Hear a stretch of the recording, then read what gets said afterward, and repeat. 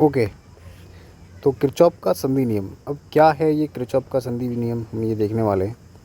तो इसको समझने से पहले हमें एक छोटा सा सर्किट देखना पड़ेगा। तो मैं एक छोटा सा सर्किट बना रहा हूँ, ठीक है। इसमें ये बैटरी लगी है, ये बैटरी की धन वाली प्लेट है, ये बैटरी की रेड वाली प्लेट है, ठीक है। और इसमें से फिर धारा निकलना स्टार्ट करेगी आई। अच्छा, ये धारा आगे बढ़ती है, ठीक है। अब यहाँ मैं दो प्रतिरोधों को जोड़ रहा हूँ। मैंने कहा कि ये प्रतिरोध R1 है और मैंने कहा कि ये प्रतिरोध R2 है, ठीक है। अब मैंने इसको इस तरह से जोड़ दिया। ये धारा आगे जाएगी, आगे जाएगी, यहाँ पे आ गई। अब जब धारा ये R1 वाले प्रतिरोध में जाएगी तो इसको मैं लिख सकता हूँ धारा I1। और जब ये धारा R2 वाले में जाएगी तो मैं इसको लिख सकता हूँ I2, ठीक है। इधर से धारा I जा रही है, वो धारा I उतनी ही निकल जाएगी, ठीक है।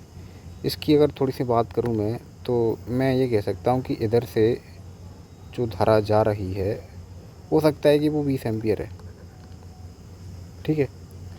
अब जब इस वाले प्रतिरोध में जब धारा जा रही है तो मैंने कहा कि यार इसमें से धारा निकल के जा रही है, वो है 8 एम्पियर, ठीक है। और जब इस वाले प्रतिरोध में धारा जा रही है तो मैंने कहा कि ये हो सकता है कि 12 एम्पियर होगी, ठीक है। तो 8 और 12 20, मतलब इधर से जो करंट जा रहा है, ठीक है नहीं, तो 8 एम्पियर इसमें गया, 12 एम्पियर इसमें गया, तो इधर से 20 गया, तो उधर से ही स्टूडेंट्स 20 ही तो जाएगा स्टूडेंट्स, बात समझ में आ रही है, ठीक है। इधर से 20 गया तो जब ये आएगा यहाँ पर तो इधर से आ जाएगा 8 एम्पियर और इधर से आ जाएगा 12 एम्पियर। तो मिलकर कितना हुआ स्टूडेंट्स? 20 एम्पियर। तो जो करंट जा रहा है, ठीक है, वही करंट वापस आ जा रहा है। बात समझ में आ रही है? आ रही है बात समझ में, ठीक है। तो यही है, होता है संधि नियम, ठीक है। संधि नियम बेसिकली ये बोलता है कि जैसे मान लो ये संधि है एक, कि संधि की तरफ जो करंट आ रहा है उसको आप एक साइड कर लो। ये संधि है, यहाँ पर ये आई करंट आ रहा है, और जो संधि से दूर जो करंट जा रहा है उसको आप जोड़कर एक साइड कर लो। तो संधि से दूर ये I1 करंट जा रहा है और I2 करंट जा रहा है, ठीक है। अब इन दोनों की वैल्यू बराबर होती है। जैसे इसकी मैंने वैल्यू बोला 20 एम्पियर, तो ये 8 और ये 12, ठीक है। अब भी ये 20 एम्पियर है स्टूडेंट्स, बात समझ में आ रही है? तो इधर से जितना करंट आ रहा है वो उतना ही निकल जा रहा है, ठीक है। तो ये जो नियम है वो आवेश संरक्षण के सिद्धांत पर आधारित है।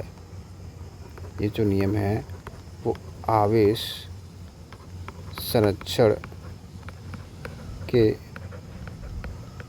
सिद्धांत पर आधारित है। क्यों आधारित है?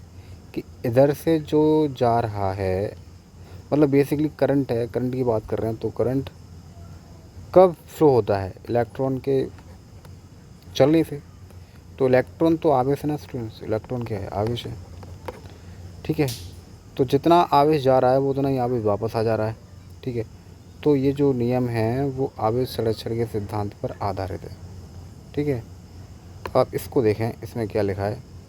इसमें यह लिखा है कि किरचॉफ का संधि नियम, इस नियम के अनुसार संधि की ओर आने वाली धाराओं का योग संधि से दूर जाने वाली धाराओं के योग के बराबर होता है। जैसे ये वाली संधि है, ये एक संधि है, ठीक है।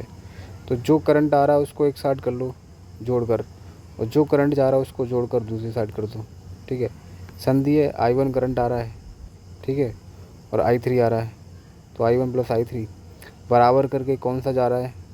अरे ये I2 जा रहा है और ये I4 जा रहा है, ठीक है। आने वाले करंट को जोड़कर एक साइड, जाने वाले करंट को जोड़कर एक साइड, ठीक है। और यह नियम आवेश संरक्षण सिद्धांत पर आधारित है। I hope you understand this relation, ठीक है। मुझे लगता है आपको समझ में आया होगा।